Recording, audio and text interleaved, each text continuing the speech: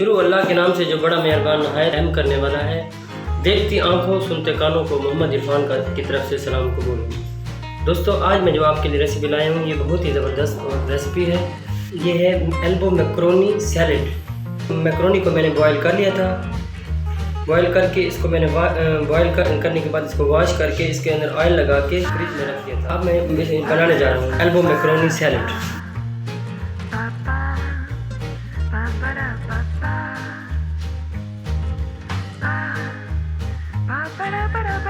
First of all मैं इसके अंदर ऐड करूँगा टोमेटो। अब इसके अंदर मैं शिमला मिर्च ऐड करूँगा। अब गाजर ऐड करूँगा, बंद गोभी, पुदीना और धनिया चॉप करके वो ऐड करूँगा। सॉल्ट ऐड करूँगा,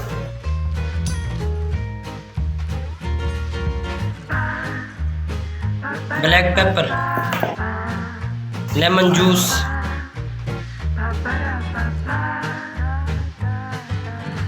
टोमेटो केचप,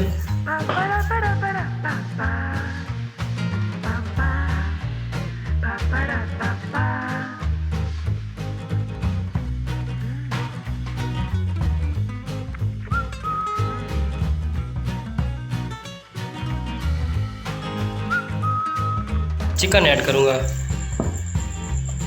फ्राई चिकन की रेसिपी मैं आपको दिखा दूँगा। ऑलिव ऑयल ऐड करूँगा। तो मिक्स करके प्रेजेंटेशन करके मैं आपको दिखाता हूँ।